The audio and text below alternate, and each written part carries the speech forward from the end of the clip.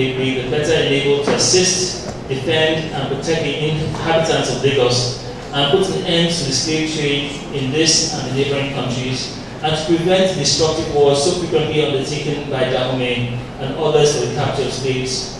I, Docemo, do, with consent and advice of my council, give, transfer, and by this presence grant and confirm unto the Queen of Great Britain her heirs and successors forever the port and island of Lagos with all its rights, profits, territories, appurtenances, whatsoever thereunto belonging, and as well as profits and revenue as direct, full, and absolute dominion and sovereignty of the said port, island, and premises, with all royalties thereof, freely, fully, and entirely, and absolutely. Now,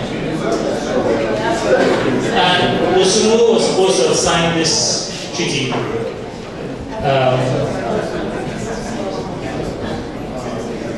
I do also covenant and grant that the quiet and peaceable possession thereof shall with all possible speed be freely and effectually delivered to the Queen of Great Britain, so such person as Her Majesty shall thereunto appoint for her use in the pursuance of this grant, the inhabitants of said island and territories as the Queen's subject, and under her sovereignty, crown, jurisdiction, and government, being still suffered to live there. So everybody that was in Lagos became subjects of the Queen of Great Britain, whether they liked it or not. If you chose to stay in Lagos, you became subject to the Queen. So Dosunmu will be allowed to use the title of king in its usual African significance, and will be permitted to decide disputes between natives of Lagos with their consent, subject to appeal to British laws. So essentially, what powers did the king have at that time? So, oh sorry, I did not move this slide.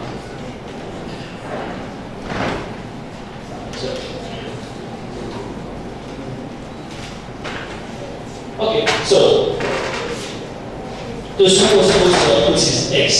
I was supposed to put his X on the document, and but when the full import of this, what was supposed to have dawned on him, he came out and denied having signed Lagos, his island off, and he reportedly made a case to the Privy Council. And when they found that it was being troublesome, the British went and invited Kosoko back to Lagos. Kosoko had been bombarded and chased off to Egbe, was invited, and Oshodi Tapayahin was invited as his negotiator, or was the one negotiating. So Oshodi Tapa arrives in Lagos first and sets up on Oshodi Street, Oshodi Tapa area of Lagos, and eventually Kosoko and his chiefs came in and settled down in Beddingfield, which is on the corner. So you can imagine the politics of the area. You have Beddingfield on one side, and you had the Salego, where the Dosunmu and these people were. Incidentally, the British had positioned the Portuguese freed slaves and the Saros in between, nicely in between, so they formed like a buffer. But at the same time, now with all this going on,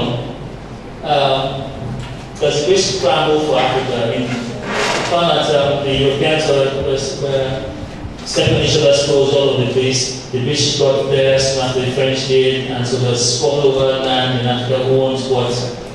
And at this time, Germany was just coming into its own. German industrial age had taken off, and they hitherto hadn't been part of this scramble for Africa.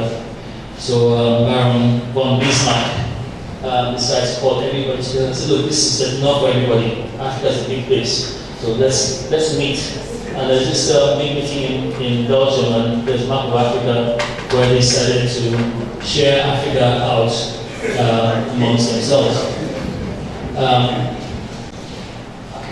So West Africa was shared thus. We had the pink areas were British, Pacific, South Nigeria was there.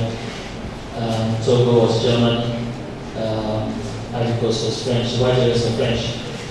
Essentially, the Berlin Conference essentially gave everybody free rein to come into Africa and take their own peace by force, if necessary. I mean, so came in now, before they were just around the coastal areas, I mean, dealing, trading with the native authorities, but now they came in to take full possession of the land.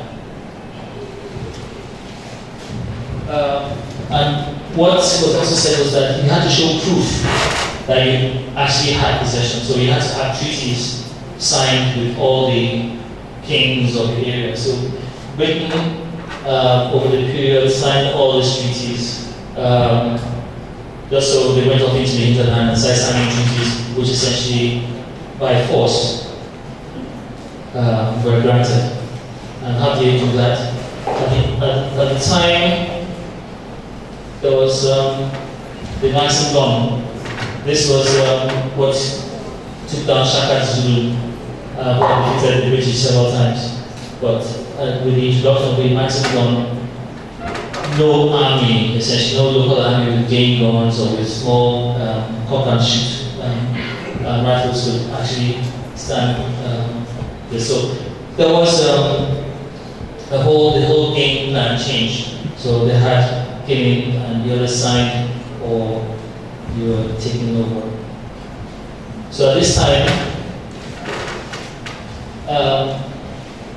they had to establish authority, and John Glover, who was the administrator of Lagos between 1863 and 72, had during his ship had flounded somewhere near Bida, in the waters near Bida. On his way back to land, he happened to run into some Hausa slaves, freed Hausa slaves, whom he rescued and brought back to Lagos. But this became the nucleus of his constabulary. He trained them to become his enforcers, and it became the basis of the Lagos Constabulary, and eventually Lagos Nigerian Police Force, the West African Frontier Force, and eventually Nigerian Army. But that's where the Nigerian Army essentially started from.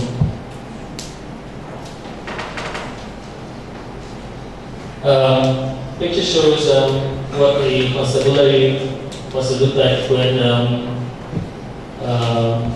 when it started off initially in the GFL time.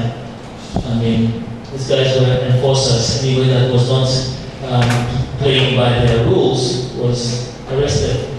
They built the police stations. Initially, they had the Takoshiri police station and the local police station, which were the initial police or local initial jails they had. I'm just I put this picture in there down there to just show that things have not changed really since then. We still have